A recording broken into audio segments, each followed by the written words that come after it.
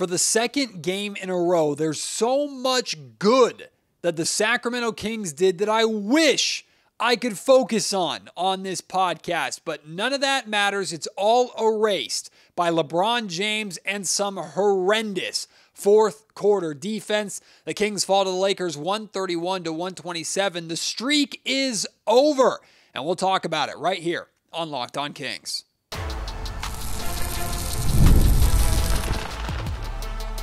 You are Locked On Kings, your daily Sacramento Kings podcast, part of the Locked On Podcast Network, your team every day. And now, ladies and gentlemen, it is that time for another episode of Locked On Kings. Hello and welcome into Locked On Kings, your podcast hub for Sacramento Kings coverage all season long. My name is Matt George. I have the privilege of being your host here. I'm a Sacramento sports anchor and reporter for ABC 10 News. And my mood after the Kings' home opener loss to the Minnesota Timberwolves on Thursday night was, dang it, that was disappointing. The Kings could have and probably should have won that game. They did a lot right, but the Timberwolves are a good team. It was a hard-fought battle. You made some mistakes. It's the first game of the season. Okay, move on. You can take the positives, address the negatives, so on and so forth.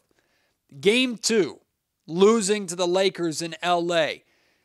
In some ways, I feel like I should be able to say the same thing, but in reality, this loss is a whole hell of a lot more frustrating than the Minnesota Timberwolves loss. And of course, it's amplified having come after the Minnesota Timberwolves loss. 0-2 to start the season for the Sacramento Kings. There's so much good in this game. I thought the Sacramento Kings were going to be able to complete the comeback. We're going to win this game based off of how the third quarter ended. And I was going to be able to come on Locked On Kings and praise the bounce back performance from the Kings, the resiliency of this team, the team's ability to battle back from down 15 in the first half to make it just a 4-point Laker lead at halftime, took control during the third quarter. De'Aaron Fox hits bang, bang, back-to-back 3-point shots to end the third quarter to give the Kings I think 7-point lead going into the fourth quarter, right? I was ready to praise Fox, ready to talk about Sabonis' big night, ready to talk about DeMar DeRozan, ready to talk about Keegan Murray and Kevin Huerter, right? I was so ready to sing the praises of the Sacramento Kings tonight. And then the fourth quarter happened. Yeah, LeBron James happened, and we'll get into like LeBron, and I mean, this was vintage LeBron, right? He came out to start that fourth quarter, and he turned back the clock to like he was 26, 27 years old, and there wasn't a soul on this planet that could touch him. He looked sensational. He scored 16 of the Lakers' 21 unanswered points to start the fourth quarter. That included an 11-0 run by LeBron James by himself, right? He was incredible. And to some extent, I wish I could just tip my cap and go, that's LeBron, that's the GOAT. He just took over this game. He recognized where the Lakers were at. The Sacramento Kings had all the momentum, and he said, get on my back. I'm going to take care of this. I'm going to handle business. And he dominated those first 3 or so minutes of the fourth quarter. And I will 100%, like I am, give LeBron his props. But 44 points allowed in the fourth quarter by the Sacramento Kings is completely unacceptable. Even if you are the worst defensive team in the league, I'm talking the bottom of the barrel. 44 points in a quarter should never happen, especially the final quarter of a close game. Now, we know this Kings team is not known for their defense, right? And throughout the Kings' comeback and the third quarter in particular, Sacramento was making some pretty significant defensive plays, especially Domantas Sabonis. I'll talk about and sing Domantas Sabonis' praises because it's sure as hell not Domas' fault that the Kings lost tonight's game. But 44 points allowed in the final quarter of this game is an absolute nightmare for this team. Absolutely, completely, and utterly inexcusable for this group, regardless of if it was LeBron James scoring 16 of the first 21 unanswered points, right? That is absolutely absurd. And you are now 2 for 2 in games where you had control. Oddly enough, both times you took control in the third quarter. And then it all evaporated just like that with one defensive lapse, one lull, and the opposing team took over and went on a massive run. This was a problem from last year. The Kings being on the wrong side of massive runs was an issue last season, and it appears to be an issue again. A 20-7 run by the Minnesota Timberwolves to cut down a Kings lead and take a lead themselves going into the fourth quarter. That happened in the third quarter of Game 1, and then you have a 21-0 run by the Lakers to start the fourth quarter tonight. That should be sending off alarm bells, not just in your head, but in the heads of every member of the Sacramento Kings organization. This is an issue. It doesn't matter how good we are offensively. If we can't maintain and sustain leads, if we are guaranteed to have a lull or two during a game that can turn into a catastrophe in a matter of minutes, we got to find a way to fix that, because any team in the league can go on a big run. Any team, especially in the modern, fast-paced, offensive-driven NBA. The Sacramento Kings need to learn how to clean that up. A lot of people on social media I see are talking about Mike Brown. Not happy with Mike Brown tonight. I have 2 major issues with Mike Brown decisions tonight. And I have one area where I'm actually going to get behind Mike Brown, or actually, well, I should say stand in front of Mike Brown and kind of defend him a little bit. The 2 major issues that I have with Mike Brown. Number 1, you waited way too damn long to call a timeout during that fast break, or that explosion run that the Lakers went on to start the fourth quarter. Mike took a timeout, I think, when it was 14-0 Lakers, and then nothing changed. Absolutely nothing changed, which I put some of that blame, of course, on the players too. But that run should never have even gotten to 14. And this was a problem. Again, going back to Game 1, Mike Brown took way too long to call a timeout during that 20-7 T-Wolves run that got them back into the game. And what's funny is, 2 years ago, when Mike Brown first took over the Sacramento Kings, he had a reputation. He was known for the quick timeouts, for calling too frequent of timeouts, which kind of annoyed some people. Now, I know from speaking to Mike and hearing Mike talk, I know Mike is challenging his team and his leaders on the floor to take control of games. That being said, even the teams with the best leaders on the planet know when there's an avalanche happening, when things are reeling and you just need to stop some momentum, call a freaking timeout. I had a problem with Mike Brown's lack of usage of timeouts during that run and during the run the T-Wolves went on in Game 1. The other area of real criticism that I have for Mike Brown, how in the hell is Keon Ellis not getting a single second of playing time in this game? Especially when it was your defense that completely fell apart. How is Keon Ellis not playing? Jordan McLaughlin got run in this game. Keon Ellis did not. Now, I'm not saying if Keon Ellis were playing instead of Kevin Huerter to start that fourth quarter, that LeBron James wouldn't have done what he did, right? I'm not saying Keon Ellis would have shut down LeBron James, but Keon Ellis is not just one of the best defenders on this Kings team. He's one of the primary reasons why the Sacramento Kings had so much defensive success last year. Keon Ellis was phenomenal for the Kings last year. Yes, he has his shortcomings. Yes, I know he was just a two-way player, so I'm realistic in my belief in what Keon Ellis is. I don't think Keon Ellis is a starter on a championship caliber team. I don't. He hasn't earned that from me. He hasn't earned that from anybody. I'm not convinced that some of the Kings starters playing now could be a starter on a championship team at this point. So why the hell would I believe that Keon Ellis is? That being said, Keon Ellis deserves to play. He's an NBA caliber player. He is one of the best defenders you have on this team. How is Keon Ellis not playing? How are you not finding a single second of playing time for Keon?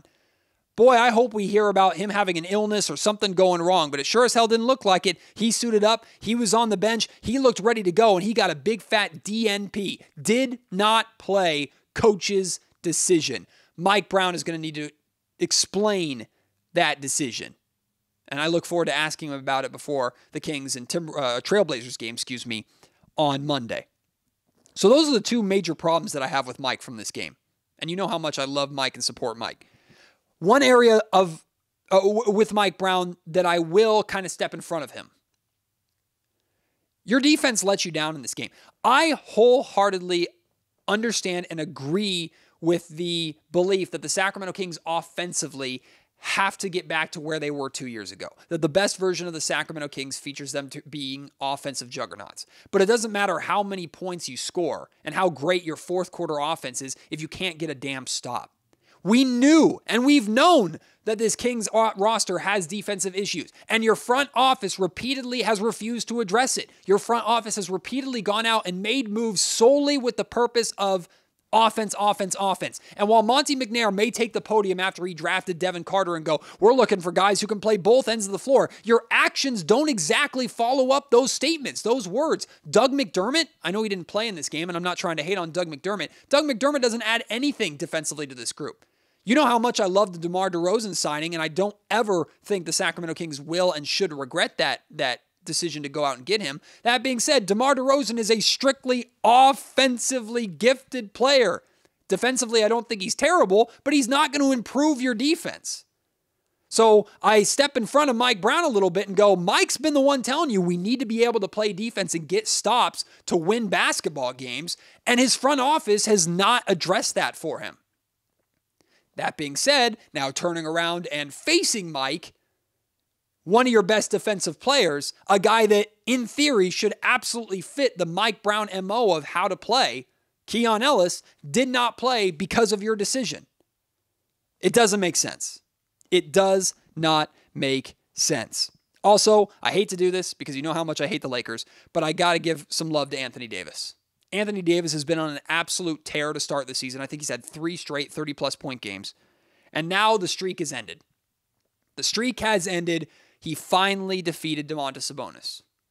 But again, this loss sure as hell wasn't because of Domas. And AD sure should buy LeBron James a drink tonight and thank him for helping him end that streak with how good LeBron was to start the fourth quarter. But AD, 31 points, 9 rebounds, 3 steals, 2 blocks, and he hit a dagger straightaway 3 that was well defended. One of the few possessions in the fourth quarter that the Kings actually played good defense. Good closeout by Domantas Sabonis, and Anthony Davis just drilled it. A huge, huge shot late in the fourth quarter. So I give credit to Anthony Davis. Congratulations to him. But Domantas Sabonis was fantastic tonight. And we're going to talk about him. And there are good things from this game to talk about. And of course, there are more bad things to talk about as well. We'll get to all that in just a second. Today's episode of the Locked On Kings podcast is brought to you by FanDuel. Get ready to tackle all of your NFL action with FanDuel, America's #1 sportsbook. Because right now, new customers can bet $5 and get $150 in bonus bets if you win. The FanDuel Sportsbook app gives you everything that you need to place live bets on NFL games all season long, and it's all in one place. So when you get a hunch in the middle of a game that you're watching, hey, maybe it's 49ers and Cowboys this weekend, you feel like you know which way the game is going to go, you can check out the latest stats, view live play-by-play, and so much more on the same page where you place your bets. Just visit FanDuel.com to join today. Again, you'll get started with $150 in bonus bets if you win your first $5 bet. That's at FanDuel.com. No matter how bad the fourth quarter was and how frustrating of a loss this is for the Sacramento Kings, I refuse to not sing the praises of Domantas Sabonis tonight. Absolutely refuse. Domantas Sabonis, 29 points, 12 rebounds, 10 assists. His first triple-double, also his first double-double of the season. Domas stepped up again. These first 2 games of the season, Domas has stepped up. 2 straight 20-plus point games, 2 straight 25-plus point games for Domantas Sabonis, the guy that people say is not a good enough scorer, not enough of a go-to scorer. He has stepped up offensively at times where guys, the main offensive guys for this Kings team, have struggled. Now, De'Aaron Fox had 28 points tonight. DeMar DeRozan also eclipsed 20 points tonight. But Domantas Sabonis has been the best player for the Sacramento Kings in these first 2 games. Absolute, hands down, no doubt about it. And they sure as hell are not 0-2 because of him. And Anthony Davis sure as hell didn't beat this streak and end Domantas Sabonis' perfect record against him because he drastically outplayed Domas. These two were neck and neck the entire night. And on top of that, as much as I'm criticizing the defense that the Sacramento Kings played in the fourth quarter, for the most part in this game, I thought Domantas Sabonis played some of the best defense of his career. Some of the best defense of his career. His help defense was fantastic. He did a really good job defending without fouling, did as much as he could on Anthony Davis. He had a possession where he went coast to coast in transition, finished the layup, should have been fouled. 100% should have been fouled, but he completes the layup, gets back up, sprints down the other end of the floor, and blocks LeBron James at the rim. Like one of the best stretches of his career, period. And I know because it was Lakers, I know national media members were watching that game. I know you were. And yet y'all don't say anything. You don't tweet anything because it doesn't fit your anti-Domantas Sabonis narrative. Right? I know y'all were watching. I know y'all were paying attention. If that were Victor Wembanyama, if that were, I don't know, Bam Adebayo, Nikola Jokic, oh my God, you guys would be salivating for a highlight like that. But because Domantas Sabonis did it against a LeBron freaking James type talent, I'm not going to say anything because it doesn't fit my anti-Domantas Sabonis narrative. It's stupid. Domas has been sensational so far to start the season. And what I love, Sabonis, he knocked down a clutch corner three in the fourth quarter when the Kings were trying to make their comeback. Sabonis is not just shooting the three well and shooting the three with confidence. He's looking to take that shot. There was a possession in the first half. I think it was the first three-point attempt that Sabonis had tonight. He missed the shot, but he's doing his typical pick and roll with De'Aaron Fox. I'm pretty sure this was in the first quarter. And De'Aaron draws the defender, and Sabonis pops out, a typical pick and pop to the straightaway three, and he's standing there, and it's hard to do this with a microphone in my hand, but he's standing there crouched, calling for the ball in his ready to catch and shoot position. In the past, now Sabonis has been ready for that pass in the past, and he's knocked down that straightaway open three in the past. But this was Domantas Sabonis saying, I have faith in this shot. I believe in this shot. I know the Kings want me to take this shot more. I'm open. They're giving me the space. Fox, give it to me. I have not seen, I can't remember. I don't think ever once I've seen Domantas Sabonis eagerly call for the ball and look ready for that shot in the same way that he did tonight. And he shot it with confidence. Again, he missed it, but he hit threes later on. He's shooting that three ball with confidence, and we love to see that from Domantas Sabonis. We got to see a really good glimpse at clutch fourth quarter DeMar DeRozan, at least on offense. Defensively, we know the Kings, period, were bad in the fourth quarter. But DeMar had 13 of his, 23 points in the fourth quarter. He went 5 of 6 from the field, 2 of 2 from three-point range. Should have been 3 of 3, but he barely had a toe on the line at one point. Also had an assist and a steal in the fourth quarter. DeMar DeRozan did everything he could to get the Kings back in that game after they fell down by double digits again because of that Lakers run to start the quarter. DeMar helped the Kings have a chance. He looked really, really good in the fourth quarter. De'Aaron Fox and Domantas Sabonis both had 7 points in the fourth quarter. Malik Monk had 6. So this is where it's like a glass half full, glass half empty way of looking at it. What's scary is tonight, unlike the Minnesota game, the fourth quarter offense could have been better and the Kings lost that game. Tonight, the fourth quarter offense looked really good, but the defense was so bad the Kings couldn't get enough stops and string together stops to pull off the comeback and win this game. Not to mention, of course, the terrible defensive start to the fourth quarter. So the glass half empty way of looking at this is your fourth quarter offense, which is one of your primary strengths, what you're trying to hang your hat on, was really good tonight, and you still lost. It still didn't matter. At the same time, glass half full, I could look at both of these games and go, the Sacramento Kings offense was, for the most part, really good. Could be better. But in both these games, they've had 2 massive lulls that they should be able to clean up, and even with those massive lulls, they had a chance to win both of these games. Which side do you want to lean on? Even with me being the optimist that I am, it's hard to pick that optimistic side based off the fact that this Kings team is 0-2. Is 0-2 the end of the world? No. Absolutely not. 0-2 is not the end of the world. Kings can overcome it for sure. Plenty of season left. 80 games to go. But we haven't seen the Sacramento Kings win a game yet. And I know preseason doesn't matter, but this team is 0-7 in the time that we've seen them together on the floor. Boy, oh boy, that better end on Monday against Portland. We'll talk about that later, a little bit later on. Other good things from this game to talk about. Kings, phenomenal in transition. 31 fast break points tonight. That's incredible. Again, you should be winning games if you have 31 fast break points. You forced 19 Laker turnovers, back-to-back games where you're forcing a lot of turnovers from your opponent. And the Kings scored 25 points off those turnovers. And, oh my God, hallelujah, the free throw shooting. The Sacramento Kings shot 22 of 25, 88% from the free throw line. Oh, it's so beautiful. And they still lost. Damn, they still lost because of the not so good from this game. In addition to the awful fourth quarter defense, the Lakers did what the Timberwolves did not against Sacramento. They got to the paint. The Lakers had 60 points in the paint, and paint touches are also what opens up a lot of perimeter opportunities. The Lakers shot 41% from three-point range. The Kings were dominated on the glass, 45-32. And it wasn't because Domantas Sabonis wasn't doing his job. He had 12 rebounds. Nobody else was doing it, was helping him at all. Right? Keegan Murray had 12 rebounds in game one. Keegan Murray had like 4 rebounds tonight. De'Aaron Fox was the next highest rebounder for the Kings with 5. Sabonis did his job on the glass. Others need to help. And then in terms of second chance points and offensive rebounds, the Kings had 13 second chance points. They convert on their 6 second chance opportunities. They converted on 5 of them. Again, proving that when they get these opportunities for themselves, normally they're cash.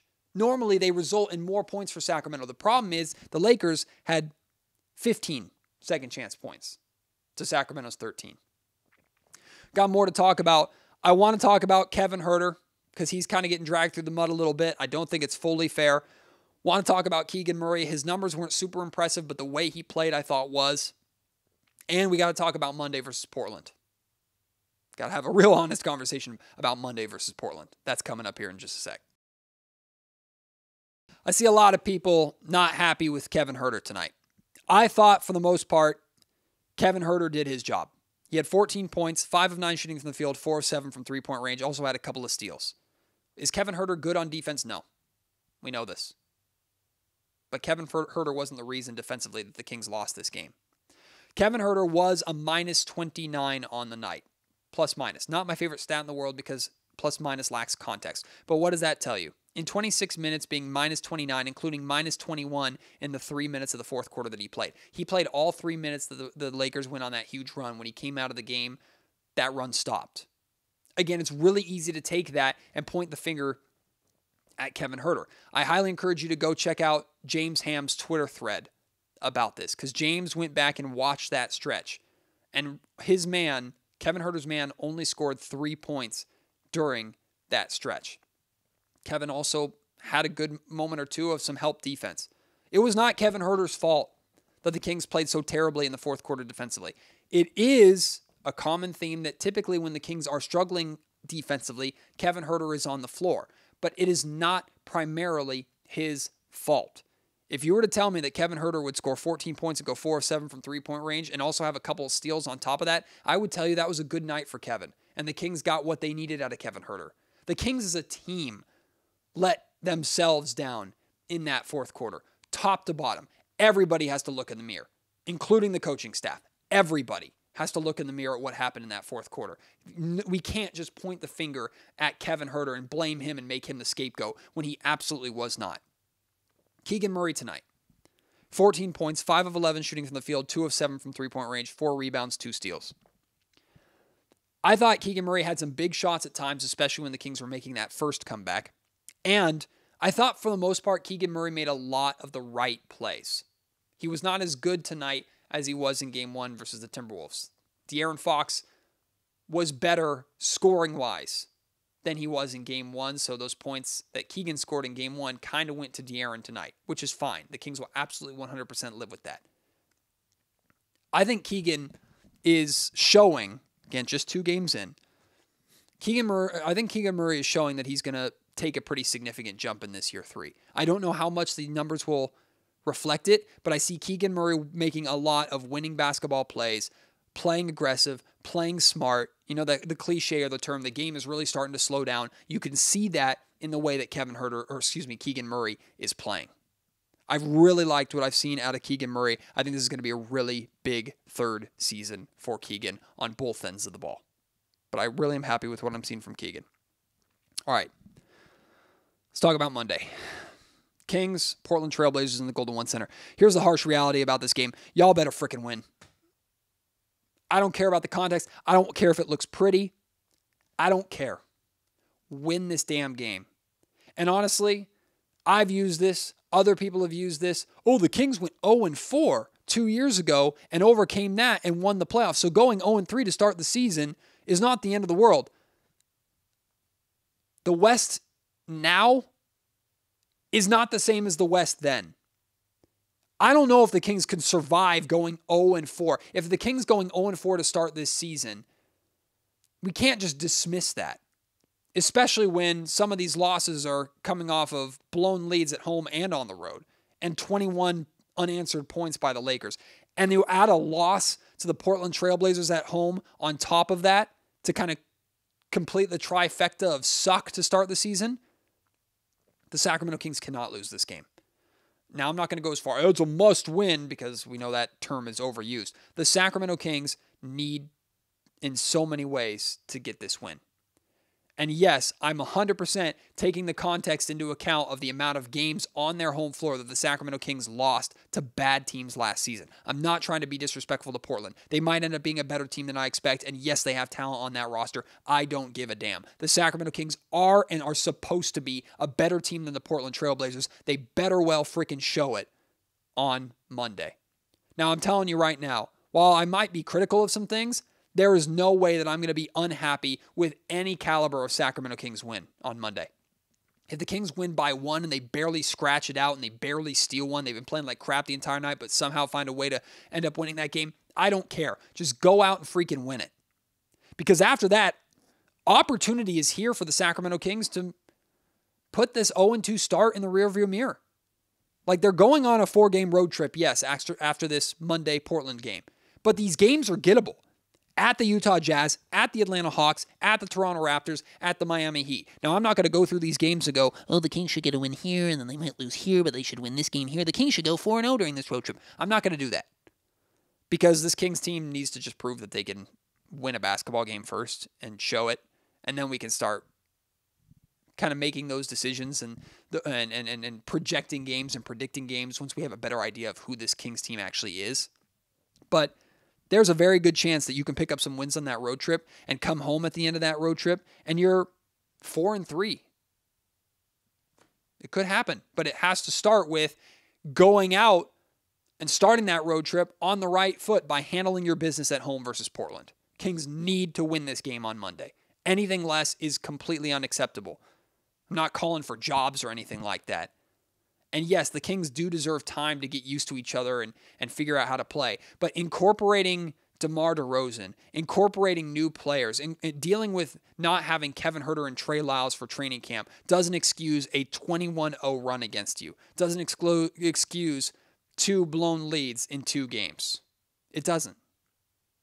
Kings got to do better. We know that they can do better, and there's no excuses for this team at this point. They have to play better. They have to close out games. They have to win. Welcome to the West. Welcome to expectations. That's the way it is. Put up or shut up. Are you real or are you not? And I know there's still 80 games remaining. Plenty of time, of course, to turn things around. But don't keep saying that 5 games in, then 10 games in, then 15 games in, and 20 games in. Because even if there are a lot of games left in the West, a couple games gap could be a massive difference with how these standings end up. Let's see how they look on Monday. I want to hear from you. Your thoughts on this game. If you're upset, hit me up. If you're not too worried about it, hit me up. Let's talk about it. At MattGeorgeSack on Twitter. Email me, mattgeorgesports@gmail.com. Leave your thoughts in the YouTube comment section down below. I still, by the way, have full faith in this team, but they clearly have things they need to clean up, clearly have things they need to fix, and they can't wait around to start to fix them. Mike Brown has to figure his freaking rotations out 100%. I know he's still workshopping, and he deserves a little bit more time considering what he went through and what his team, the amount of injuries they dealt with in preseason. But you got to figure that crap out. Figure something out. Figure out what lineup to put on the floor to not blow leads and go on these massive lulls that you've experienced in these first 2 games. Kings leadership, step up in the moment when those lulls are happening. Hold guys accountable and make sure those lulls stop. And then somebody, please, for the love of God, get a stop on defense when you need one. We'll see if they can do it. Appreciate your support. As always, can't wait to have you join me on the next episode of Locked On Kings. Until then, my name is Matt George. You've been listening to the Locked On Kings podcast, part of the Locked On Podcast Network.